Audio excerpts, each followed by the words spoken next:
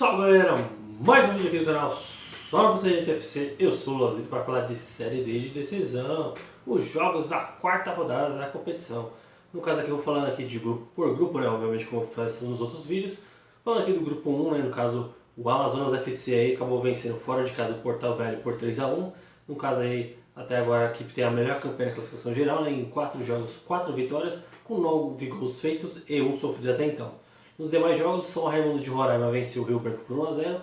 O São Raimundo do Amazonas, o famoso Tufão, venceu o Trem do Amapá por 3-1 e o Humaitá empatou com o Náutico por 1-1.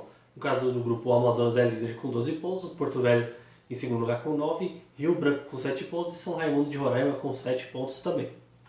Vamos para o grupo 2. No caso do grupo 2, o jogo que abriu a rodada, no caso foi o duelo entre Pacajus e Motoclube, né, jogo que aconteceu na sexta-feira, dia 6, onde a equipe do Maranhão venceu fora de casa por 2-0. No caso aqui o Motoclube emplacando a sua terceira vitória seguida, né? Com esse resultado aí o Motoclube assumiu a liderança do grupo com 9 pontos. No outro duelo que tivemos pelo grupo 2, né, no caso foi no sábado, tivemos a partida entre Tunaluso e Fluminense do Piauí. No caso um jogo sem muitas emoções, né? Porque o gramado, com a forte chuva que teve lá no local do jogo, né? Quase impossibilita, né, de praticar um bom futebol, mas apesar disso ainda saiu gols, né? O Fluminense abriu o placar com o Mário Sérgio ali aos 19 minutos da primeira etapa. O Mário Sérgio fazendo mais um gol aí, o 22º dele na temporada, que é o Mário Sérgio é o artilheiro do Brasil em 2022 até então. E aos 24 minutos ali a Tunaluso também na bola parada, né? Já que com a bola rolando para muita coisa, né? Fazer muita coisa, acabou empatando o jogo, terminando assim Tunaluso 1, Fluminense do Piauí também 1. No outro duelo do grupo, né, tivemos a partida entre Juventude, Samas e Tocantinópolis, que terminou empatado em 0-0. E fechando aqui os jogos do grupo 2, o Castanhal venceu o 4 de julho fora de casa por 3-0. Né? No caso aqui, o 4 de julho agora, né, o Fernando Tonê, aí, o treinador que esteve, né, no restante da temporada do ano passado, agora está de volta aí no comando do 4 de julho para ver se consegue aí a reabilitação da equipe nesta Série D. No grupo 3, tivemos aqui algumas partidas, né? No caso, o Souza da Paraíba venceu o Crato em casa por 2-0. Na Arena das Dunas, o América Natal e Retro empataram por 0-0. O Afogados de Ingazeira também empatou com o Globo por 1-1.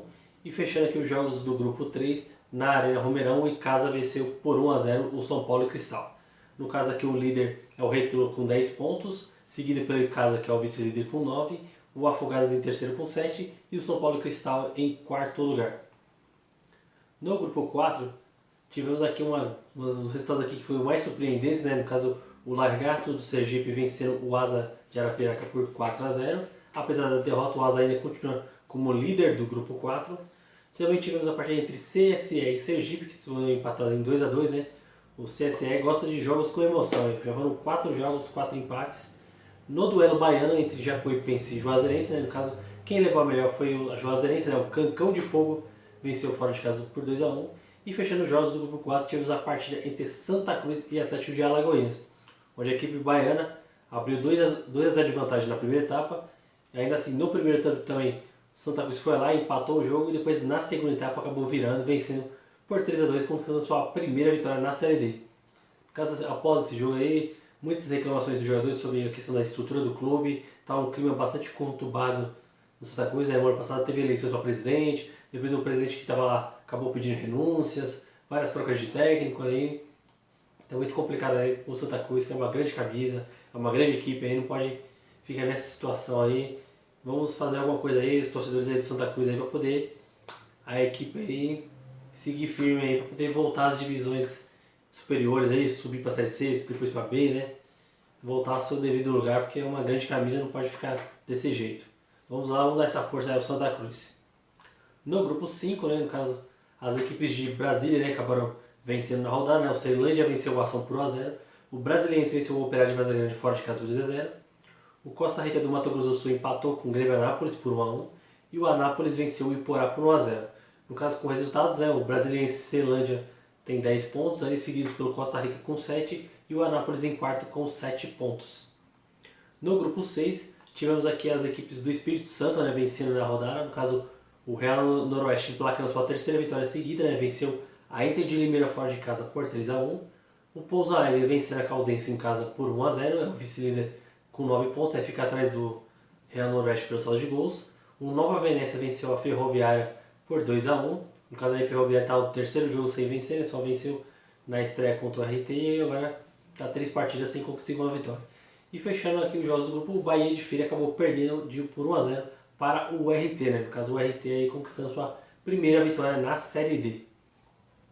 No grupo 7, tivemos a partida entre Novo Iguaçu e Pérolas, duelo carioca, que acabou empatado em 1-1. O São Bernardo recebeu o Oeste em casa no estádio 1º de Maio, onde a equipe do Verdão acabou levando a melhor, vencendo por 3-0, né? A equipe é líder do grupo com 8 pontos. E no Dorival de Brito, o Paraná venceu a Portuguesa por 2-0. Né? O Paraná, após 3 empates seguidos, conquistou a sua primeira vitória na Série D e é vice-líder do grupo com 6 pontos. E fechando os jogos do grupo 7, no caso aqui o Cianorte empatou com o Santo André por 1-1. E fechando aqui o grupo 8, tivemos a partida entre Juventus de Jaraguá do Sul contra o Azures, né? O jogo que acabou empatado em 2-2. O FC Cascavel venceu o Aimoré fora de casa por 1-0. O São Luís e Caxias terminaram empatado em 1-1. E no duelo catarinense, o Marcelo Dias venceu o Próspera fora de casa. No caso aqui com os resultados, né? O Cascavel é o líder do grupo com 7 pontos, seguido pelo Caxias também com 7 pontos. O Azures é o terceiro colocado com 7. E em quarto lugar, o Aimoré com 6 pontos. É isso aí, é a Série D de decisão aí, apenas começando, né? Lembrando que são 14 rodadas essa primeira fase, né? Que são jogos de turno e retorno. Aí avançam as 4 melhores equipes de cada grupo. Na segunda fase, no caso dos chaveamentos, né? Os confrontos são definidos aí, no caso, por exemplo, o primeiro do grupo A enfrenta o quarto do B e depois assim por diante, né? No caso, o primeiro do B enfrenta o quarto do A e assim sucessivamente. E depois, né, a partir das oitavas de final e das quartas de finais, aí no caso os duelos são definidos de acordo com as campanhas das equipes no modo geral, né, até então. E depois na semifinal temos ali os confrontos e no caso